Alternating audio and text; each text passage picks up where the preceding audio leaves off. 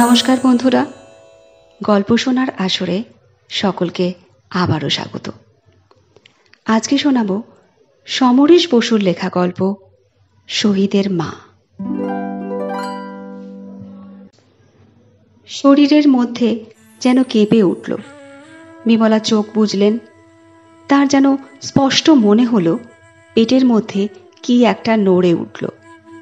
চোখ বুজে ঠোঁটে ঠোঁট টিপে পেটের মধ্যে নড়ে ওঠাটা অনুভব করতে চাইলেন। সামনের উনুনে তরকারি চাপানো, চরবর করে শব্দ হচ্ছে। জল নেই, এক্ষুনি কড়াই লেগে পুড়ে যাবে। বিমলা তথাপি নড়তে পারলেন না। সমস্ত অনুভূতি দিয়ে নিজের গর্ভে যেন কান পেতে রইলেন। আর তার বুকের মধ্যে যেন নিঃশব্দে বাজতে লাগলো, বাদল, বাদল রয়েছিস? পর মুহূর্তেই তার শরীরটা আর একবার কেঁপে উঠল। ঘন ঘন নিঃশ্বাস পড়তে লাগলো। চোখ খুলে উনুন থেকে কড়াটা নামিয়ে উঠে দাঁড়ালেন। চোখের দৃষ্টিতে একটা ব্যাকুল অস্থিরতা। বাইরের দিকে কান পেতে কিছু যেন শুনতে চাইলেন। তারপরে দরজার দিকে পা বাড়াতে গিয়ে থমকে দাঁড়ালেন। তরকারিটা ওভাবে ফেলে গেলে নষ্ট হয়ে যাবে।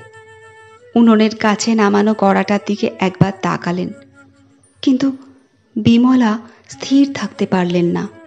নষ্ট হয় হোক, কাঁচা থাকুক, ছাই হয়ে যাক। চোখ ফিরিয়ে নিয়ে রান্নাঘরের বাইরে এলেন। আকাশে ঘন মেঘ, পূবে বাতাস বইছে। উঠোনের এক ধারে টগর গাছটা বাতাসের ঝাপটায় নুয়ে পড়ছে। 1 বছরের শিউলি গাছটাও মাটিতে নুয়ে পড়তে চাইছে। বাড়িটা নিঝুম। কাঠের ফ্রেম, টিনের দেওয়াল, মাথায় টিনের চাল। মনে হয় বাড়িতে কেউ নেই। তথাপি বিমলা যেন পা টিপে টিপে উঠোনে নেমে এলেন। পাশের বাড়িতে কণার মা যেন কাকে কি বলছে। বিমলা ফণিমনসার বেড়া ডিঙিয়ে সেদিকে একবার দেখলেন। কণাদের বাড়িটা দেখা যায়, লোকজন দেখা যায় না। তিনি চোখ ফিরিয়ে আবার ঘরের দরজা খোলা বাড়িটার দিকে তাকালেন। কারোর কোনো সাড়া শব্দ নেই। বাতাসে তার মাথার চুল কপালে পড়ছে। দূর থেকে দেখলে কাঁচা চুল বলে মনে হয়, কিন্তু পাক ধরেছে।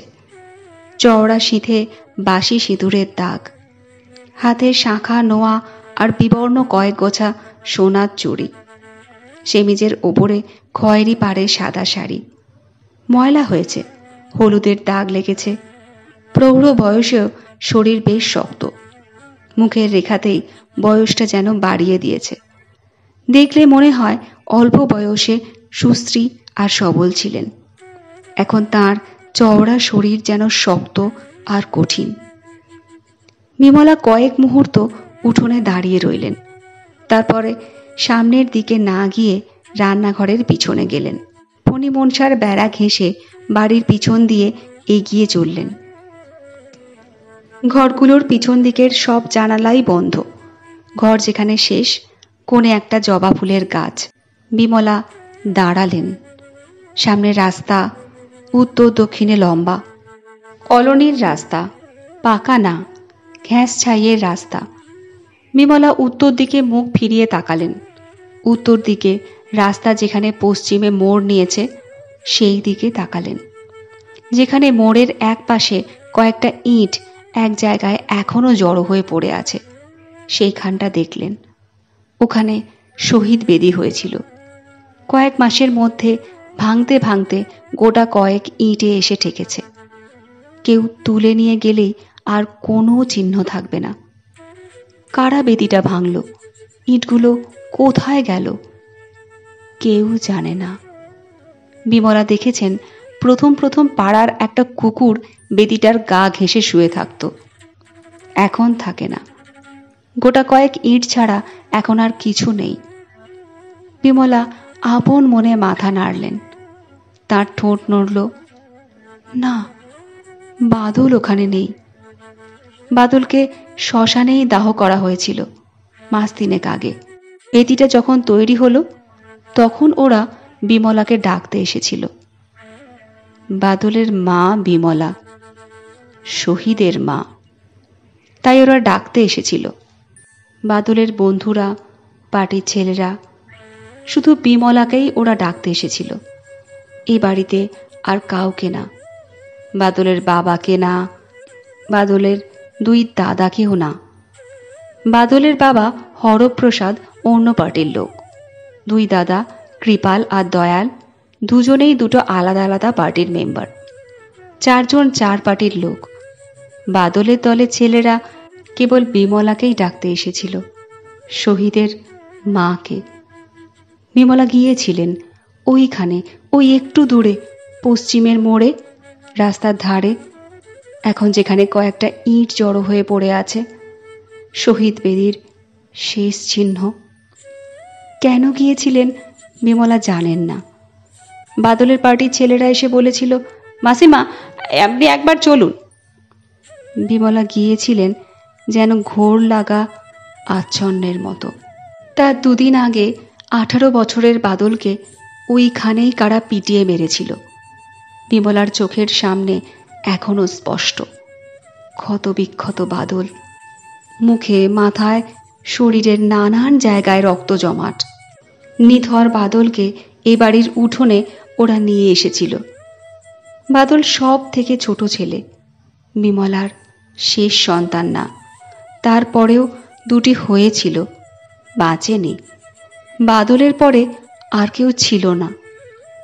নিহত বাদলকে দেখে বিমলা একবার চিৎকার করে কেঁদে উঠেছিলেন।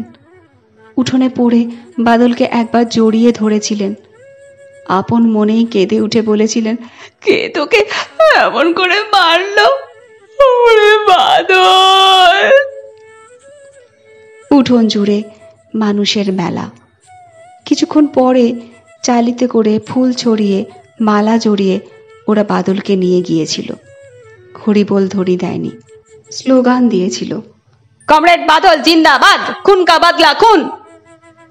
কিন্তু বিমলা আর ভালো করে কাঁদতে পারেননি।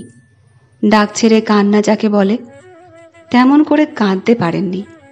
সময়ে অসময়ে, কাজে অকাজে হঠাৎ চোখে জল এসে পড়েছে। জল মুছেছেন। দুদিন পরে ওই বেদিটা তৈরি হয়েছিল। বাদল যেদিন খুন হয় সেদিন কলোনির স্কুলের মাঠে একটা সভা হচ্ছিল। অন্য কোনো দলের সভা, বাদলের না।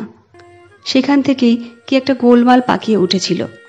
সঠিক কথা কেউ কিছুই বলতে পারেনি। সন্ধ্যের ঘোরে বাদলকে নাকি কারা তাড়া করেছিল। বাদল বাড়ির দিকে দৌড়েছিল, কিন্তু মোড় পেরিয়ে আসতে পারেনি। কেউ বলে বাদল একলা ফিরছিল, ওর খুনিরা আগে থেকেই মোড়ে অপেক্ষা করছিল। আরও অনেক রকম কথা। কোনটা সত্যি কোনটা মিথ্যা বিমলা বুঝতে পারেন না। বাদলের চিৎকারে লোকজন ছুটে গিয়েছিল। যখন গিয়েছিল তখন সব শেষ। রক্তাক্ত নিহত বাদল ছাড়া সন্ধ্যের ঘোরে সেখানে আর কাউকে দেখতে পাওয়া যায়নি। পুলিশ এসেছিল। বাদলের পার্টির লোকেরা নাকি কার নাম বলেছিল। তাদের কাউকে কোথাও খুঁজে পাওয়া যায়নি। পুলিশ কাউকে গ্রেপ্তার করতে পারেনি। হত্যাকারী বলে যাদের নাম করা হয়েছিল তাদের মামলা দায়ের করা হয়েছিল। তারা এখন সকলেই জামিলে খালাস পেয়ে ঘুরে বেড়াচ্ছে। কেস চলছে অথচ যেন ব্যাপারটা কিছুই না। বাদল খুন হবার দুদিন পরে শহীদ বেদি তৈরি হয়েছিল। এই দুদিনের মধ্যেও ছোটখাটো সংঘর্ষ হয়েছে। একটা দোকান ঘর পুড়ে ছাই হয়েছিল। কেন তা বিমলা জানেন না। বিমলা কেন শহীদ বেদির কাছে গিয়েছিলেন তাও জানেন না। গিয়ে একবার দাঁড়িয়েছিলেন। 15-16টা ইট ধাপে ধাপে সাজিয়ে চুন সুরকি দিয়ে গাঁথা হয়েছিল। চুন দিয়ে লেপে সাদা বেদির গায়ে বাদলের নাম লেখা হয়েছিল। বিমলাকে ঘিরে বাদলের পার্টির ছেলেরা সেই একই স্লোগান দিয়েছিল, কমরেড বাদল জিন্দাবাদ, খুন কা বদলা খুন ইত্যাদি। কে একটি ছেলে যেন বাদলের নাম করে কী সব বক্তৃতা করেছিল। সব কথা বিমলার কানে যায়নি। তিনি আচ্ছন্নের মতো দাঁড়িয়েছিলেন, আবার আচ্ছন্নের মতোই বাড়ি ফিরে এসেছিলেন। রান্নাঘরে গিয়ে রাঁধতে বসেছিলেন। বাড়িতে আর কেউ নেই। হরপ্রসাদ, কৃপাল, দয়াল খাবে, রান্না না করলে চলবে কেন? যেমন আচ্ছনের মতো গিয়েছিলেন তেমনিভাবেই এসে রান্নার কাজে লেগেছিলেন, কিন্তু কারোর সঙ্গে কথা বলেননি। কৃপা দয়ালের সঙ্গে না। হরপ্রসাদ নিজে এসে রান্নাঘরের দরজায় দাঁড়িয়েছিলেন, যেন খানিকটা আপন মনেই বলেছিলেন, কতদিন বলেছি ওই দলটার সঙ্গে মিশিস না, কথা শুনলে তো? বিমলা কোনো জবাব দেননি। হরপ্রসাদ তবু দাঁড়িয়েছিলেন। একটু থেমে একটা নিঃশ্বাস ফেলে আবার বলেছিলেন, এখনকার এসব পার্টি খুন খারাপি ছাড়া কিছু জানে না, কিন্তু যার গেল তার গেল, কেউ দেখতে আসবে না। বাদলকে তো আর ফিরে পাবো না। হরপ্রসাদ চুপ করেছিলেন। বিমলা কোনো জবাব দেননি। উনুনের দিকে ঝুঁকে বসেছিলেন। হরপ্রসাদ যেন একটা নিঃশ্বাস ফেলেছিলেন, বলেছিলেন, যাই হোক, মনকে শক্ত করো, এছাড়া আর কি করবার আছে? আমার দেরি হয়ে গেছে, অফিসে চলে যাচ্ছি, খাওয়ার একদম ইচ্ছে নেই। হরপ্রসাদ চলে গিয়েছিলেন। এছাড়া আর কোনো কথা হয়নি। তবে এই 3 মাসে মাঝে মধ্যে ওই কথাটা বলেছেন, মনকে শক্ত করো, বাদলকে তো আর ফিরে পাওয়া যাবে না। বিমলা সে কথার কোনো জবাব দেননি। সংসারের কথা বলেছেন, দৈনন্দিন জীবনে কি দরকার, কি আনতে নিতে হবে, এই সব কথা, কিন্তু বাদলের বিষয়ে কোনো কথা বলেননি। কৃপাল দয়াল কোনো কথাই বিমলাকে বলেননি। কৃপাল চাকরি করে, দয়াল বেকার। ওরা ভিন্ন ভিন্ন দলের লোক। বাড়িতে ওরা নিজেদের মধ্যে কম কথা বলে। গামছা, তেল, সাবান, চান করার কথা বলে, সিনেমা থিয়েটারের কথাও বলে। দলের কথা একেবারে না। খিদে পেলে বিমলার কাছে শুধু খেতে চায়। দোকান বাজার করে দেয়, কি আনতে হবে না হবে জিজ্ঞেস করে।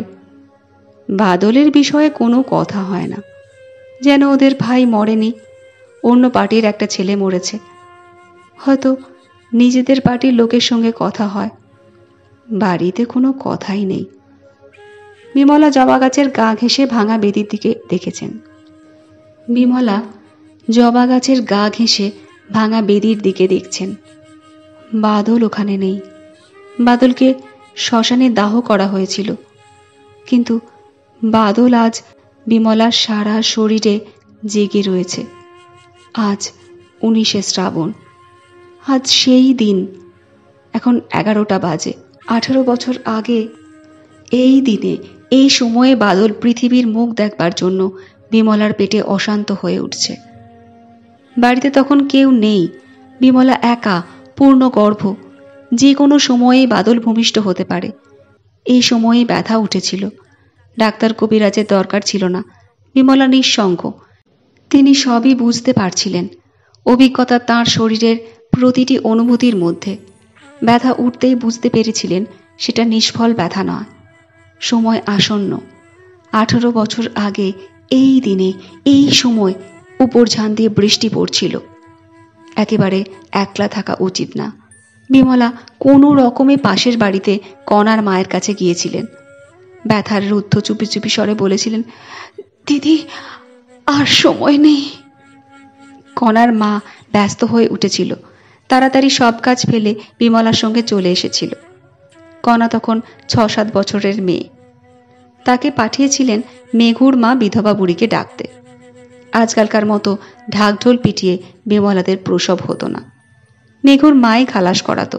মেঘুর মা বুড়ি এসেছিল, বিমলাকে দেখেছিল, বলেছিল, হ্যাঁ, আসল ব্যথা, আর বেশি দেরি নেই। কণার মা তাড়াতাড়ি রান্নাঘর খালি করে দিয়েছিল। সেই ঘরেই বাদল হয়েছিল।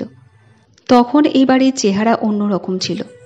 টিনের দেওয়াল ছিল না, পাকা মেঝে ছিল না, চেঁচা বেড়ার দেওয়াল, মাথায় তখনও টিনের চাল, কাঁচা মাটির মেঝে।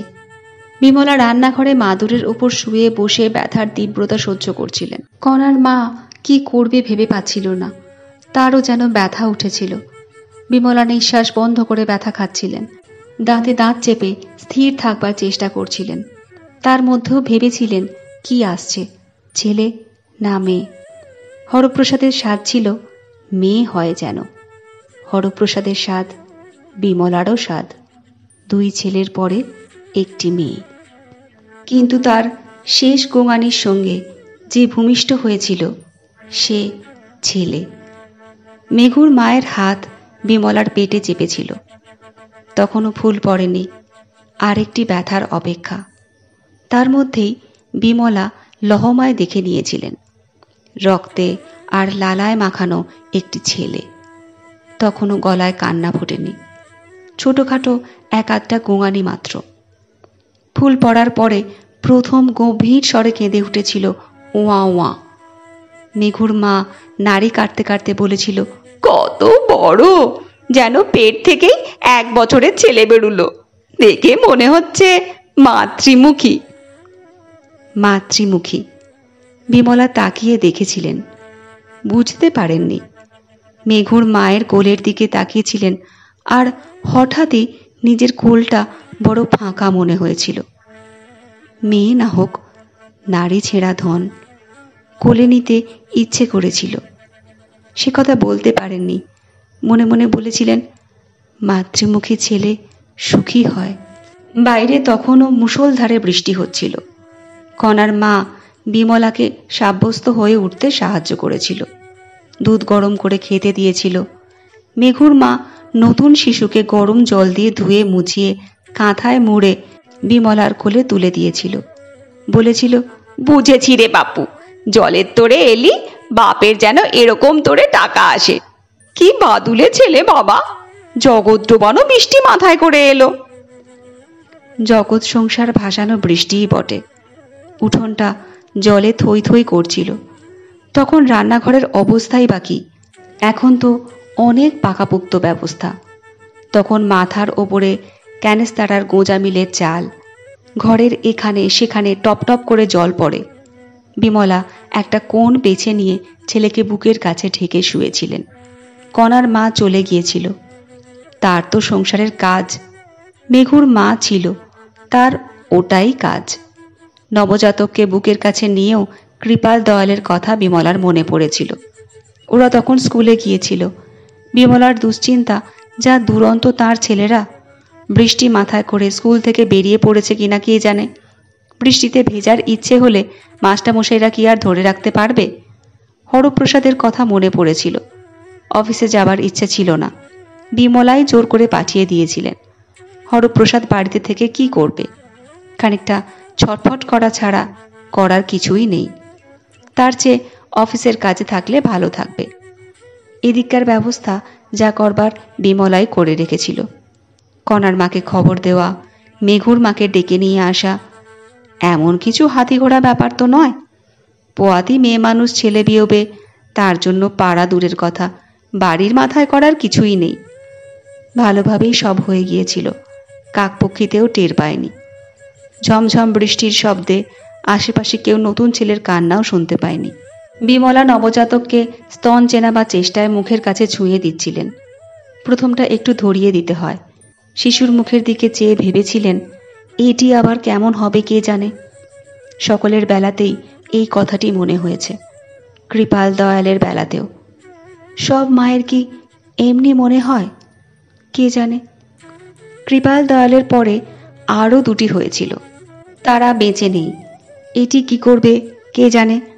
ভাবতে ভাবতে বুকের কাছে আরও চেপে ধরেছিলেন। মুখের দিকে তাকিয়ে দেখেছিলেন, মেঘুর মা বলেছে মাতৃমুখ, বলেছে খুব দুষ্টু হবে এই ছেলে। মাতৃমুখী ছেলে কেবল সুখী হয় না, দুষ্টুও হয়। কি দুষ্টুমি করবে? বিমলাকে জ্বালাতন করবে। বিমলা মনে মনে হেসেছিলেন। কোন ছেলেটা না জ্বালিয়েছে। কৃপাল দয়াল যেরকম দুরন্ত, এও সেই রকম হবে। একই গাছের ফল তো। তা হোক, ছেলেপিলে তো দুরন্ত হবেই, তার জন্য বকুনি খাবে, মার খাবে, আবার ভুলেও যাবে। কৃপাল দয়াল যেরকম করে, ওদের দৌড়াতে এক এক সময় অস্থির হয়ে পড়েন। তখন না মেরে উপায় থাকে না, এও দুষ্টুমি করলে মার খাবে। নবজাতক কেঁদে উঠেছিল। বিমলা মনে মনে হেসেছিলেন, বলেছিলেন, এখন তো মারছি না, কাঁদছিস কেন? বড় হ, তখন দেখব। বলতে বলতে বুকের কাছে তুলে স্তন গুঁজে দিয়েছিলেন। সদ্যজাত শিশু তা নিতে পারেনি, তখন দুধেতে পলতে ভিজিয়ে মুখে দিয়েছিলেন। চুষে চুষে খেয়েছিল। বিমলা কোনো কথাই ভোলেননি। এই তো যেন সেদিনের কথা, প্রত্যেকটা কথাই স্পষ্ট মনে আছে। কৃপাল দয়ালের কথাও মনে আছে। ওরা জন্মেছিল পদ্মার ওপারে, নিজেদের ভিটে। বাদল এই বাড়িতে জন্মেছিল। বৃষ্টি একটু ধরতেই কাক ভেজা হয়ে কৃপাল আর দয়াল বাড়ি এসেছিল। আতুর মানতে চায়নি, আগেই ভাইকে দেখতে এসেছিল। দয়াল তো বায়না ধরেছিল সে ভাইকে কোলে নেবে। মেঘুর মা ধমক দিয়েছিল। বিমলা সস্নেহে অনেক বুঝিয়ে সুঝিয়ে ওকে নিরস্ত করেছিলেন। বলেছিলেন, কাল চান করবার আগে ভাইকে কোলে নিস। সন্ধেবেলা হরপ্রসাদ বাড়িতে এসে আগেই আতুরের দরজায় গিয়ে দাঁড়িয়েছিলেন। গলা খাঁকারি দিয়েছিলেন। দরজাটা বন্ধ ছিল।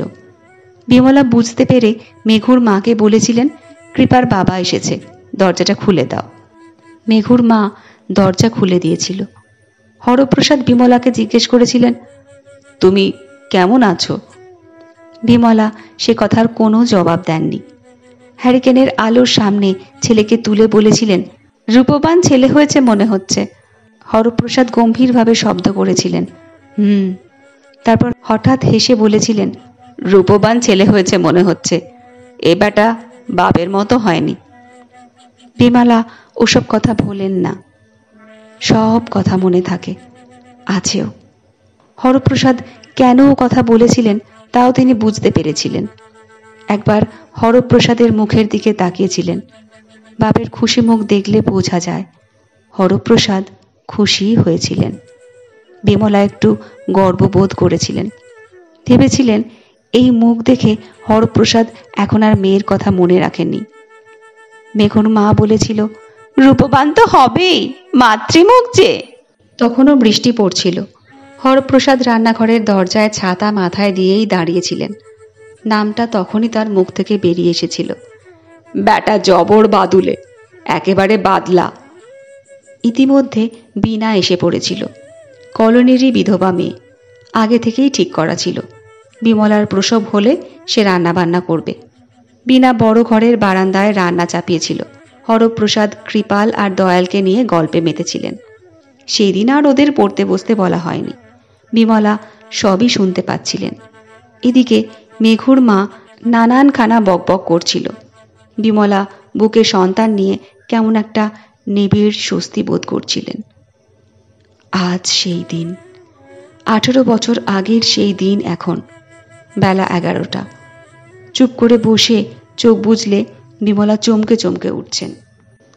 পেটের মধ্যে যেন কিছু নড়ে চড়ে উঠছে। বাদল নাকি? বাদল! ঘরের কোণে জবা গাছ ঘেঁষে দাঁড়িয়ে আছেন বিমলা। ভাঙা শহীদ বেদির দিকে তাকিয়ে চোখ বুজলেন।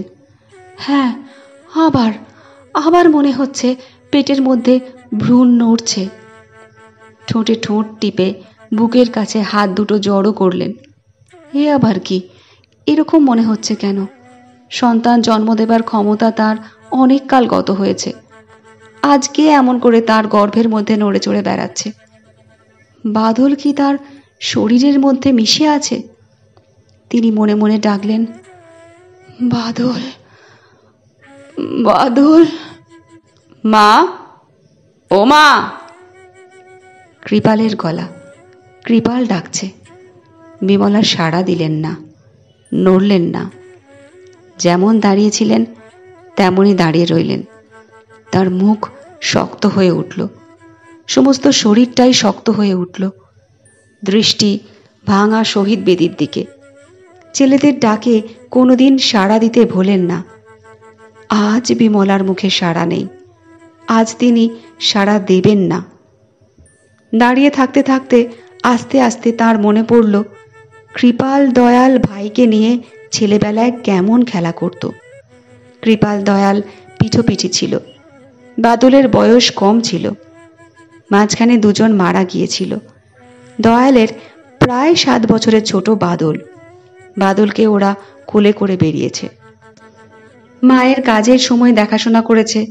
ছোট্ট ভাইটিকে দুজনেই ভালোবাসত, কাড়াকাড়ি করে খেলত। ছোট ভাইকে কিছু না দিয়ে দুজনে মুখে তুলত না। পিঠোপিঠি হলে তা হতো না। কৃপাল দয়ালের তো রোজ ঝগড়া মারামারি লেগেছিল। ওরা দুজনে ছিল সমানে। ওদের মারামারি থামাতে বিমলাকে লাঠি তুলতে হতো। হরপ্রসাদও শাসন করতেন, কিন্তু বাদলকে নিয়ে দুজনেই কাড়াকাড়ি। সব কথাই মনে আছে বিমলার। বাদল যখন কথা বলতে শিখেছিল, তখন কৃপাল দয়াল জিজ্ঞেস করত বাদল কাকে বেশি ভালোবাসে, কার কাছে থাকতে চাইত। লোভী শিশু, সে বুঝতে পারত কাউকেই সে হারাতে চায় না। দুই দাদারই মন জুগিয়ে কথা বলতো। বিমলা আড়ালে মুখ টিপে হাসতেন, মনে মনে বলতেন, এক ফোঁটা ছেলে চালাকি দেখো। হরপ্রসাদও ছোট ছেলেটিকে ভালোবাসতেন। কৃপাল দয়াল যত না আদর কাটতে পেরেছে, কোলে চাপতে পেরেছে, বাদল সব কিছুই বেশি পেয়েছে। কিন্তু সেই সবই ছেলেবেলার কথা। তখন সংসারের চেহারা ছিল অন্যরকম। হরপ্রসাদ চাকরি করতেন আর প্রকাশ্যেই রাজনীতি করতেন। অবসর সময় নিজের দল নিয়ে মেতে থাকতেন। বিমলার তাতে কোনোদিন কিছু যায় আসেনি। পুরুষ মানুষ কত কি নিয়ে থাকে, মেয়েদের সেসব ভাবতে গেলে চলে না। বিমলা বরং মনে মনে খুশিই ছিলেন। হরপ্রসাদ 10 জনের সঙ্গে ঘুরে বেড়াচ্ছে, সভা সমিতি করছে, তবু নেশা ভাঙ করে বাজে আড্ডায় তো সময় নষ্ট করে না, টাকাও নষ্ট করে না। সবাই হরপ্রসাদ বলে ডেকে নিয়ে যায়।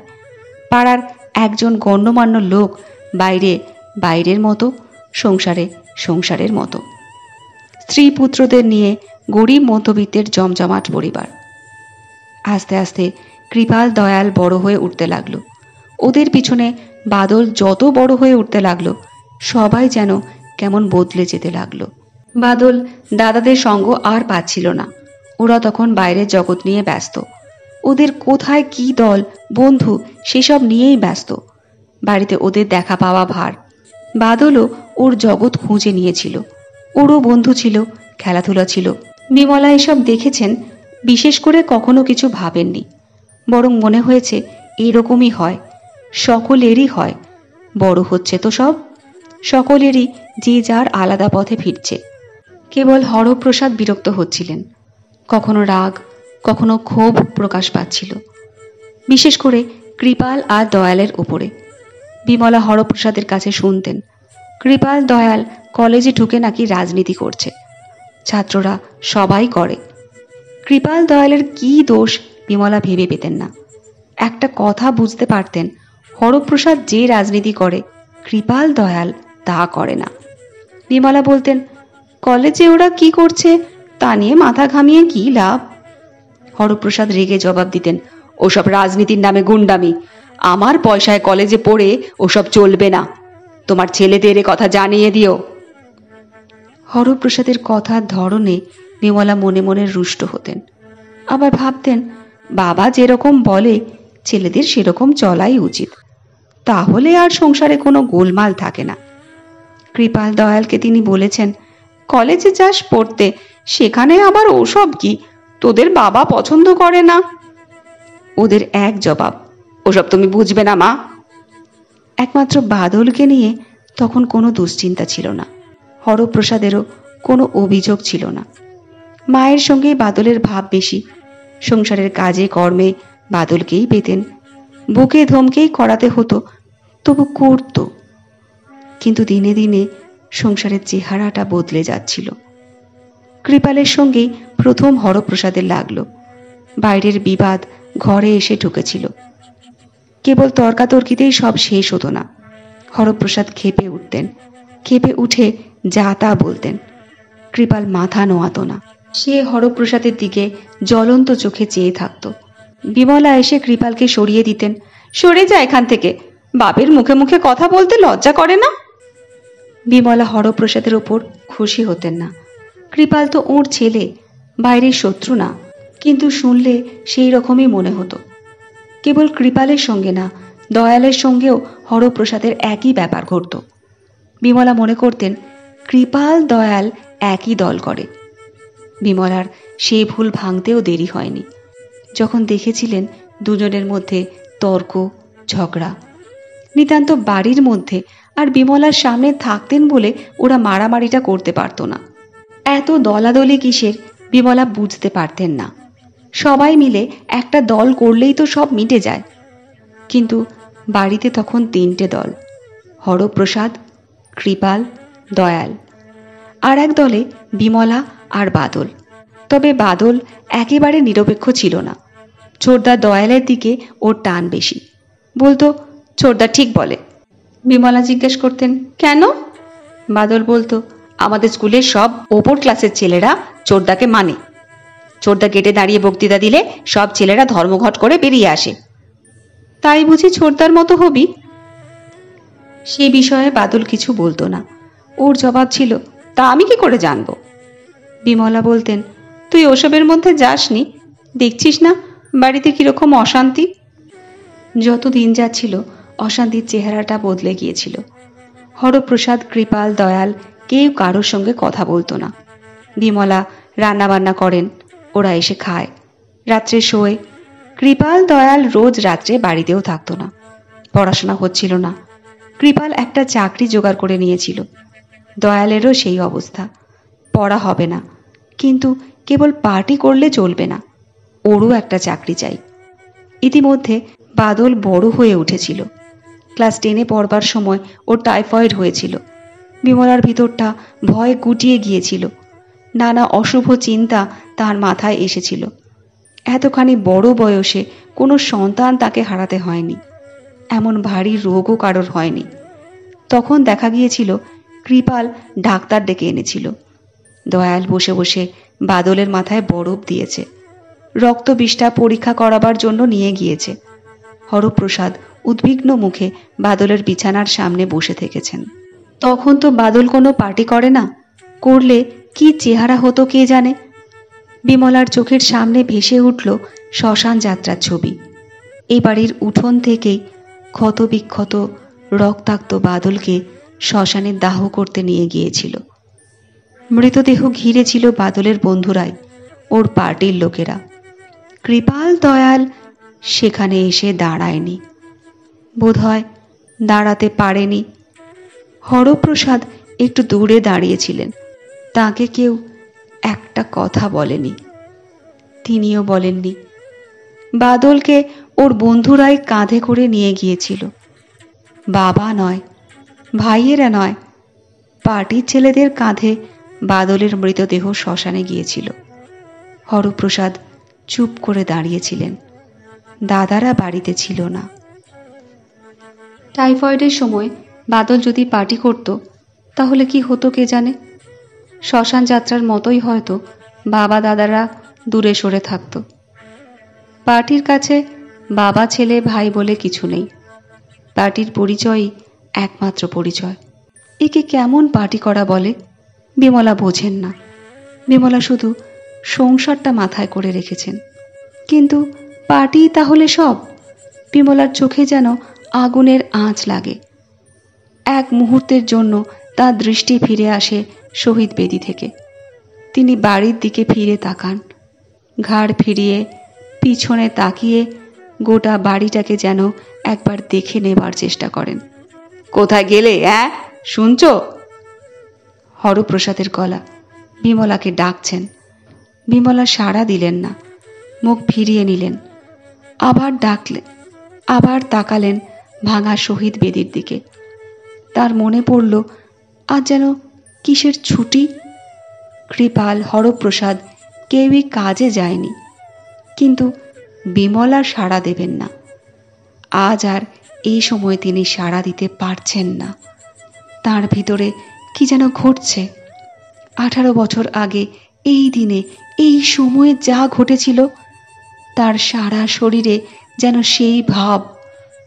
ওই বেদিতে না, শ্মশানে না, বাদল যেন তার ভিতরে রয়েছে। বাদল পৃথিবীতে আসতে চাইছে। বাদল যখন টাইফয়েড থেকে সেরে উঠেছিল তখন ছেলেটা বড় রুগ্ন হয়ে গিয়েছিল। মনে হতো ওকে শিশুর মতো কোলে নেওয়া যায়। প্রায় 1 বছর পড়া নষ্ট হয়েছিল। তা হোক, তবু প্রাণে বেঁচেছিল। বিমলার সেটাই সান্ত্বনা। কৃপাল, দয়ালের অসুখ হলেও সেই রকম হতো। হরপ্রসাদের অল্প স্বল্প অসুখ করলেও বিমলা উদ্বিগ্ন হয়ে ওঠেন। লোকটা যাই করে বেড়াক, শরীরের দিক থেকে খুব শক্ত না। তাছাড়া হরপ্রসাদই তো একমাত্র কাণ্ডারি। স্বামীকে তিনি কখনো কোনো কারণে অযত্ন করেননি। বাদল রুগ্নতা কাটিয়ে আস্তে আস্তে ভালো হয়ে উঠেছিল। আগের মতো স্বাস্থ্য না, তার চেয়েও যেন সুন্দর হয়ে উঠেছিল। ও বরাবরই একটু কম কথা বলতো, বিমলার মতো। বিমলা কথা কম বলেন, বেশি বলবার অবকাশ এই সংসার তাকে দেয়নি। সারাটা সংসার তার মাথায়। স্বামী পুত্রদের খাওয়া দাওয়া দেখাশোনা, বাসন মাজা আর ঘর পরিষ্কার করা ছাড়া সবই তাঁর নিজের হাতে। বাদল কথা কম বলতো। বিমলা মনে করতেন বাদল কৃপাল দয়ালের পথ ধরবে না। বাড়িতে 3টে পার্টির লোক, কারোর সঙ্গে কারোর সদ্ভাব নেই, কথাবার্তা বন্ধ। বাদল সব দেখেছে, শুনেছে, দেখে শুনে ও আর ও পথে যাবে না। বিমলা ভুল ভেবেছিলেন। কলেজে ঢোকবার আগেই বিমলার কানে এলো বাদল আর একটা পার্টিতে ঢুকেছে। বিমলা বলেছিলেন, তুইও ওসব পার্টি করতে যাচ্ছিস? বাদলের কথা কম, সে মায়ের কথার জবাব দেয়নি, কিন্তু হরপ্রসাদ ছাড়েননি। কৃপাল দয়ালের সঙ্গে যেরকম ঝগড়া করেছেন তেমনি করেই বাদলকে বকেছেন, ধমকেছেন, বলেছেন, তুই গিয়ে একটা খুনি পার্টির সঙ্গে জুটেছিস। বিমলা অবাক হয়ে শুনেছিলেন বাদল ওর বাবাকে বলছে, আমাদের পার্টি খুনি পার্টি না? হরপ্রসাদ চিৎকার করে বলেছেন, আলবাত খুনি পার্টি। কতকগুলো গুন্ডা বদমাইশ লোচ্চা ছাড়া ও পার্টিতে কোনো ছেলে নেই। তুই আমাকে শেখাতে আসিস না। বাদল বলেছিল, আমি কাউকেই কিছু শেখাতে যাচ্ছি না। বিমলার মনে হয়েছিল বাদলকে তিনি যেন চিনতে পারছেন না। ও শান্ত আর গম্ভীরভাবে ওর বাবার কথার জবাব দিচ্ছিল। কৃপাল দয়ালের মতো গলা চড়িয়ে উত্তেজিত হয়ে কথা বলেনি। বিমলা অবাক হয়ে ভেবেছিলেন বাদল কবে থেকে ওরকম কথা বলতে শিখল। ও যেন কত বড় হয়ে গিয়েছে, কত কি বোঝে। অবাক হওয়ার সঙ্গে একটু একটু রাগও হয়েছিল। বাদল যদি ছেলে মানুষের মতো চিৎকার চেঁচামেচি করত তাহলেই যেন বিমলা খুশি হতেন। অথচ আবার বাদল ওরকম করে কথা বলেছিল বলে একটা কেমন গর্ববোধ করেছিলেন। কিন্তু হরপ্রসাদ দুরকম কথা জানতেন না। ঠিক যেমনভাবে কৃপাল দয়ালকে বলেছিলেন তেমনি ভাবেই বাদলকে বলেছিলেন, ওসব কোনো কথা আমি শুনতে চাই না। এ বাড়িতে থাকতে হলে তোকে ওই পার্টি ছাড়তে হবে। হরপ্রসাদের এই ধরনের কথা বিমলার কখনো ভালো লাগে না। মানুষটা কথায় কথায় বাড়িতে থাকার খোঁটা দেয় কেন? বাদল ওর বাবার সে কথার কোনো জবাব দেয়নি, সামনে থেকে সরে গিয়েছিল। হরপ্রসাদ নিজের মনে গজগজ করেছিলেন, যারা দেশ গড়তে জানে না, কেবল ধ্বংস করতে চায়, তাদের আমি আমার বাড়িতে চাই না। তারা যে যার নিজের রাস্তা দেখে নিক গিয়ে। এমনি অনেক কথা বলেছিলেন। বিমলাও হরপ্রসাদের সামনে থেকে সরে গিয়েছিলেন। লোকটা কেবল বকতে ধমকাতেই জানে। কখনো দেখা গেল না মাথা ঠান্ডা করে ছেলেদের কিছু বোঝাবার চেষ্টা করছে। যেমন কৃপাল দয়ালের সঙ্গে করেছে, বাদলের সঙ্গেও সেই রকম করে কথা বলেছিল। বিমলার বুক ভরা অশান্তি আর উদ্বেগ। শেষ পর্যন্ত বাদলের উপরেই তার রাগ হয়েছিল। সংসারে এত কিছু থাকতে পার্টি ছাড়া আর কি কিছু করার নেই? বাদলটাও শেষ পর্যন্ত সেই একই পথে চলে গেল। তিনি বাদলকে বলেছিলেন, তুই লেখাপড়া করবি, খাবি দাবি, খেলা করবি, তুই কেন আবার পার্টি করতে গেলি? বাদল শান্তভাবেই বলেছিল, আমি তো কারোর কোনো ক্ষতি করছি না। বিমলা রেগে বলেছিলেন, ওসব ক্ষতি টতি জানি না। একটা সংসারের মধ্যে তোরা সব এক একটা পার্টি নিয়ে থাকবি, নিজেদের মধ্যে ঝগড়া বিবাদ করবি, এসব আর আমি সহ্য করতে পারছি না। তুই ওসব পার্টি টাটি ছাড়। বাদল গম্ভীরভাবে বলেছিল, আমি বাড়িতে কারোর সঙ্গে ঝগড়া বিবাদ করতে চাই না, পার্টি আমি ছাড়তে পারবো না। বিমলা বলেছিলেন, তা ছাড়বি কেন? তাহলে যে আমার একটু সুখ হয়। বুঝেছি, আমি না মরলে তোরা বাপ ভাইয়েরা কেউ পার্টি ছাড়বি না। এ আমি কোথায় আছি? এটা কি একটা সংসার? কতগুলো পার্টি ছাড়া এ বাড়িতে কিছু নেই। বিমলার গলা বন্ধ হয়ে এসেছিল, চোখে জল এসে পড়েছিল। আবার বলেছিলেন, এবার আমাকেও একটা পার্টিতে গিয়ে ঢুকতে হবে। মায়ের কথা শুনে বাদল বোধহয় একটু বিচলিত হয়েছিল। বলেছিল, তুমি এরকম করছো কেন? বলেছি তো আমি বাবা দাদাদের কারোর সঙ্গে লড়তে যাচ্ছি না। কিন্তু বাদলের সে কথা টেকেনি। কখনো কৃপাল, কখনো দয়াল, কখনো বা হরপ্রসাদের সঙ্গে তর্কাতর্কি বিবাদ লেগেই ছিল। বাইরের অশান্তি বাড়িতে দানা বেঁধে উঠেছিল। বাইরের যত গোলমাল বাড়িতে এসে তার বোঝাপড়া চলছিল। সকলেই আলাদা আলাদা করে বাদলের সঙ্গে বোঝাপড়া করছিল। বিমলা সেই সব কথা থেকেই বুঝতে পারতেন বাদল রীতিমতো পার্টির কাজ করছে। লেখাপড়া ওর মাথায় ছিল না। প্রথম কৃপালি একদিন বিমলাকে বলেছিল, বাদলা খুব বেড়ে উঠেছে, ওকে সাবধান করে দিও, কোন দিন একটা কি ঘটে যাবে, তখন আর কিছু করার থাকবে না। বিমলা বলেছিলেন, আমাকে বলতে এসেছিস কেন? নিজের ভাইকে নিজেরা বোঝাতে পারিস না? ও বোঝাবার বাইরে চলে গেছে। বিমলা তিক্ত করেই জবাব দিয়েছিলেন, আর তোরা বুঝি ভেতরে আছিস? তুই নিজে পার্টি ছাড়তে পারিস না? কৃপাল বলেছিল, আমার যা বলবার বলে দিলাম। বাদলা আগুন নিয়ে খেলা করছে, রোজ মাস্তানি আর মারামারি করে বেড়াচ্ছে। সকলেরই সকলের বিরুদ্ধে এক অভিযোগ। বিমলার সামনে এসে কৃপালি যে কেবল বাদলের বিরুদ্ধে শাসিয়েছে তা না, দয়ালও একইভাবে শাসিয়েছে। বিমলার সব থেকে অবাক লেগেছিল হরপ্রসাদও যখন একরকম ভাবেই শাসিয়েছে।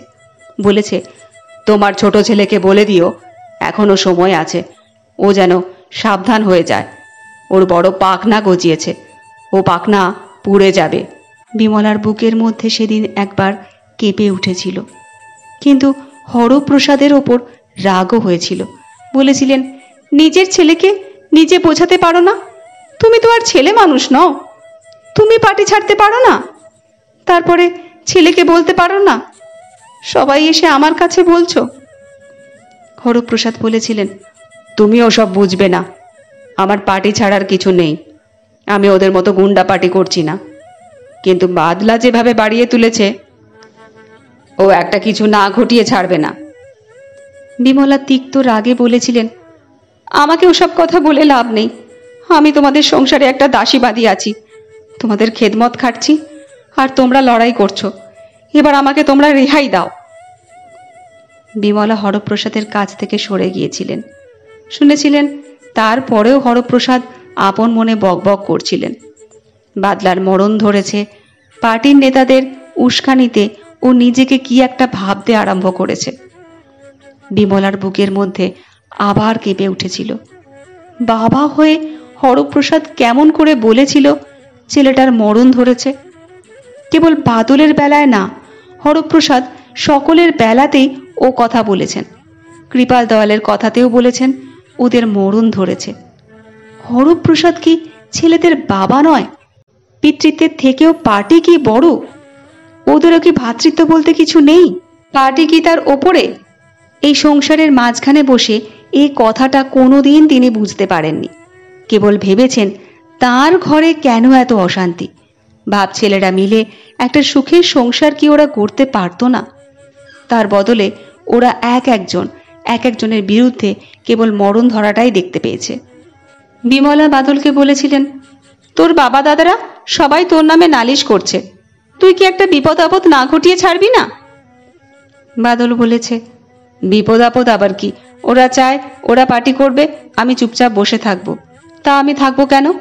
ওদের শাসানিকে আমি কাঁচকলা ভয় পাই। বেশি ট্যান্ডাই ম্যান্ডাই করতে এলে আমরাও ছেড়ে কথা বলবো না। বিমলা তবু থমকে বলেছেন, তুই কেন ওদের সঙ্গে লাগতে যাস? বাদল বলেছিল, আমি কেন লাগতে যাব? ওরাই আমাদের সঙ্গে লাগতে আসে। কেন, তুই বাবা দাদাদের সঙ্গে মিলেমিশে থাকতে পারিস না? বাবা দাদারা বুঝি মিলেমিশে আছে? পার্টির ব্যাপারে কারোর সঙ্গে কারোর মিলমিশ হবে না। একটু চুপ করে থেকে আবার বলেছে, পার্টির সঙ্গে আমি বেইমানি করতে পারবো না। তা বাবা আর দাদারা আমাকে যতই শাসাক, সবাই তো নিজেদের মধ্যে মারামারি করছে, আমার বেলাতেই খালি শাসানি, আমি কারোর পরোয়া করি না। বিমলা তারপরেও মোক্ষম কথাটি বলতে ছাড়েননি। বাপের অমতে এসব করছিস, এরপরে যদি তোর বাবা তোকে বাড়ি থেকে বেরিয়ে যেতে বলে? বাদল অনায়াসে জবাব দিয়েছে, বের করে দেয় চলে যাব, তা বলে বাবার পার্টিকে সমর্থন করতে পারবো না। বিমলা যেন শাঁখের করাতের তলায় পড়েছিলেন। কোনো দিকে তার শান্তি ছিল না। স্বামী পুত্রদের কারোকে তিনি বোঝাতে পারেননি। সংসারের মধ্যে চারটে পার্টির লড়াই চলছিল। একসঙ্গে বসে বাবা ছেলেদের খাওয়া উঠে গিয়েছিল। যদি বা কোনোদিন সবাইকে একসঙ্গে খেতে দিতেন, কেউ কারোর সঙ্গে একটি কথা বলতো না। কলের পুতুলের মতো সবাই নিঃশব্দে খেয়ে উঠে যেত। মা, মা কোথায় গেলে? এখন দয়াল ডাকছে। এর আগে কৃপাল ডেকেছে, হরপ্রসাদও ডাকাডাকি করেছে। বিমলা কোনো সাড়া দেননি। এবারও সাড়া দিলেন না। ওদের সকলের ডাকে চিরদিন সাড়া দিয়ে এসেছেন, আজ দিনই ওদের ডাকে সাড়া দেবেন না। এইখানে দাঁড়িয়ে দাঁড়িয়ে ওই মোড়ের অবহেলিত ভাঙা শহীদ বেদির দিকে তাকিয়ে থাকবেন।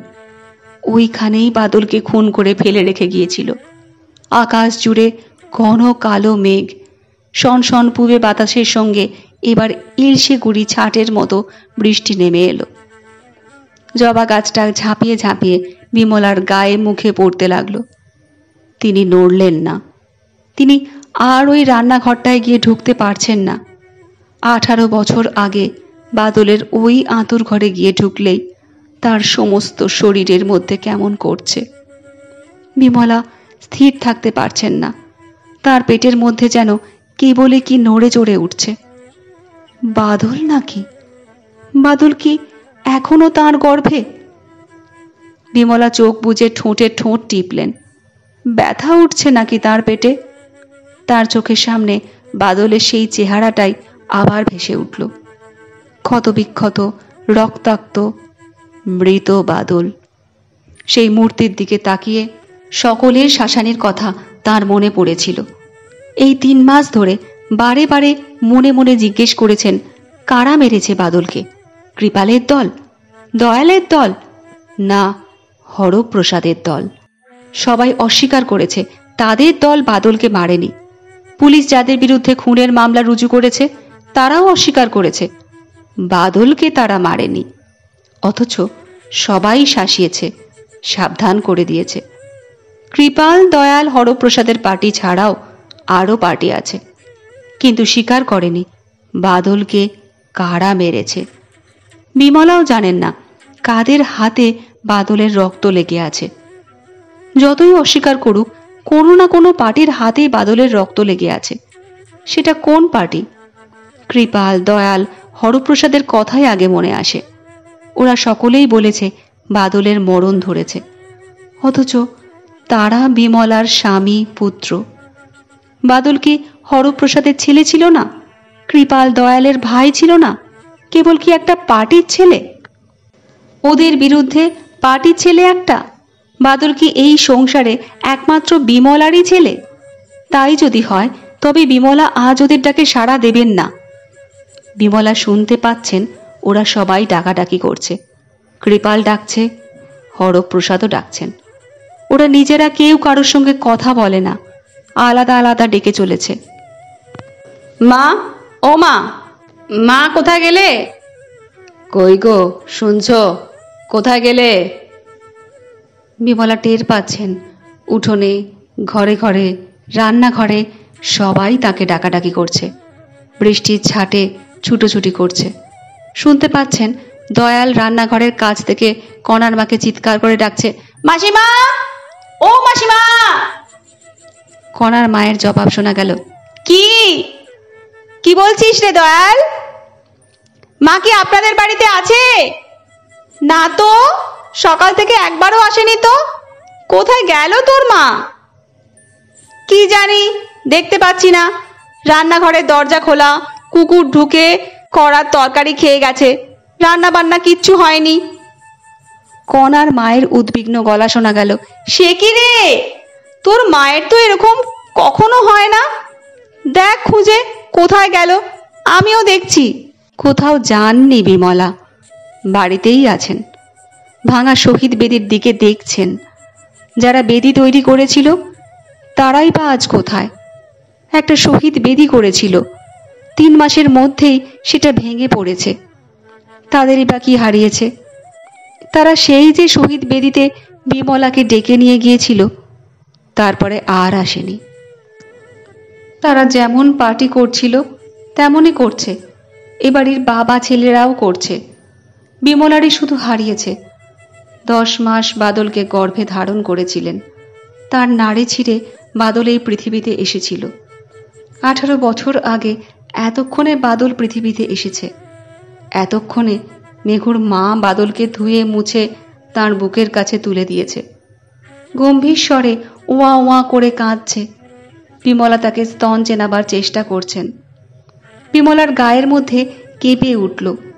বাদলকে তিনি যেন বুকের মধ্যে অনুভব করছেন। বাদল কোথাও নেই, শ্মশানে না, শহীদ বেদিতে না, তার বুকেই আছে।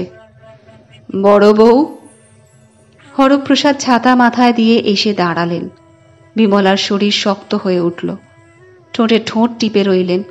হরপ্রসাদ তার ভাইদের মধ্যে সকলের বড়। পূর্ববঙ্গে 51বর্তী পরিবারে বিমলাকে বড় বউ বলেই ডাকা হতো। হরপ্রসাদ কখনো কখনো তাকে ওই নামে ডাকেন। বিমলা কোনো জবাব দিলেন না। হরপ্রসাদ বললেন, আমরা তোমায় সারা বাড়ি খুঁজে বেড়াচ্ছি, তুমি এখানে দাঁড়িয়ে কি করছো? সে কথা হরপ্রসাদকে বলবার দরকার নেই। বিমলা জানেন আজ বাদলের জন্মদিন। হরপ্রসাদের সে কথা মনে নেই। ছেলেদেরও কারোর মনে থাকে না। বিমলা ভুলতে পারেন না কবে কোন ছেলেকে তিনি প্রসব করেছেন। মুখে কিছু বলেন না, কেবল 3 ছেলের জন্মদিনে ওদের একটু পায়েস রান্না করে খাইয়ে দেন। এতকাল দিয়ে এসেছেন। গত বছরও এই দিনে বাদলকে পায়েস রান্না করে খাইয়েছিলেন। বাদলের জন্য আর তাকে পায়েস রান্না করতে হবে না। হরপ্রসাদের গলায় অসহায় বিস্ময়, কারণ তিনি বিমলার কিছুই বুঝতে পারছেন না। বলেই চলেছেন, রান্না বান্না কিছু করনি, আধ কাঁচা তরকারি কুকুরে খেয়ে গেছে, কি ব্যাপার তোমার? হরপ্রসাদ ব্যাপার কিছুই বুঝবেন না। বিমলা কিছুই বলতে চান না। তার চোখের সামনে শিশু বাদল খেলা করে বেড়াচ্ছে। দুরন্ত দুষ্টু ছেলে ছুটে বেড়াচ্ছে, গায়ে হাতে পায়ে কাদা মাখা। তারপরে বাদল বড় হচ্ছে, কিশোর বাদল স্কুলে যাচ্ছে, মায়ের কাছে 2 পয়সার জন্য হাত পেতে দাঁড়িয়ে আছে। বাদল ছাড়া বিমলার কাছে এখন আর কিছু নেই। বাদল, বাদল, বাদল। সকলের কাছে ও ছিল একটা পার্টির ছেলে, সন্তান শুধু বিমলার। হরপ্রসাদের গলার শব্দে কৃপাল দয়ালু এসে দাঁড়ালো। ওরা অবাক হয়ে মায়ের দিকে তাকালো। ওরা কেউ কারোর সঙ্গে কথা বলে না, নিজেদের মধ্যে কিছু আলোচনা করতে পারছে না। বিমলাকে এইভাবে দাঁড়িয়ে থাকতে দেখে থ হয়ে গিয়েছে। কৃপাল বলল, মা, তুমি এখানে কি করছো? দয়াল জিজ্ঞেস করল, কি হয়েছে? সবাই অবাক, সবাই বিমলাকে বুঝতে চাইছে, কিন্তু ওদের বোঝার কিছু নেই। এরা তার স্বামী পুত্র, এদের ছেড়ে তিনি কোথাও যাবেন না। কিন্তু আজ তিনি ওদের সঙ্গে নেই। আজ ওরা সারাদিন পার্টি করতে চলে যাক। বিমলা আজ বাদলকে নিয়ে থাকবেন। বাদল এখন তাঁর বুকে। হরপ্রসাদ বলল, ঘরে চলো বড় বউ, এখানে দাঁড়িয়ে ভিজো না। বিমলার দৃষ্টি মোড়ের ভাঙা বেদির দিকে। স্পষ্ট করে বললেন, যাব না। 3 পার্টির লোক নিজেদের মধ্যে অবাক হয়ে চোখাচোখি করল। কৃপাল বলল, রান্না বান্না করনি, আমরা খাবো কি? বিমলা নিচু পরিষ্কার গলায় বললেন, আজ আমি খেতে দিতে পারবো না। 3টে পার্টির লোক অবাক। বিমলা তাদের কাছে পার্টির থেকেও যেন জটিল হয়ে উঠেছে। দয়াল বলে উঠল, আমরা তবে কি করব এখন? বিমলা বললেন, তোরা আজ তোদের পার্টির কাজে যা, আমাকে ডাকিস না। অন্তহীন বিস্ময়ে 3 জনেই চুপ। বিমলা ওদের সামনে থেকে সরে গিয়ে ফণি মনসার বেড়া ঘেঁষে দাঁড়ালেন। 3 জনেই দেখল, 3 জনের চোখেই অপরিচয়ের দৃষ্টি। যেন স্বামী চিনতে পারছে না স্ত্রীকে, ছেলেরা মাকে, অথচ কোনো কথা বলতেও যেন আর তাদের সাহস হচ্ছে না। এই প্রথম তারা শুধু অবাক না, বিমলাকে যেন তাদের কেমন ভয় করছে। 3 জনেই আরও একটু সময় দাঁড়িয়ে রইল। বাতাসের ঝাপটায় আর বৃষ্টির ছাটে দাঁড়িয়ে থাকা যায় না। 3 জনেই একটা অসহায় অস্বস্তি আর বিস্ময় নিয়ে একে একে চলে গেল। বিমলা তেমনই দাঁড়িয়ে রইলেন। বৃষ্টির ছাটে ধুয়ে যাচ্ছেন। তার বুকের কাছে এখনো কিছু ঠেলে উঠেছে, গলার কাছে উঠে আসছে। তার চোখে এখন জল আসছে, বৃষ্টির জলে গাল ধুয়ে যাচ্ছে। তিনি বুকের কাছে হাত রেখে মনে মনে ডাকলেন, বাদল, বাদল, তুই আমার কাছেই রয়েছিস, আমার কাছে থাক।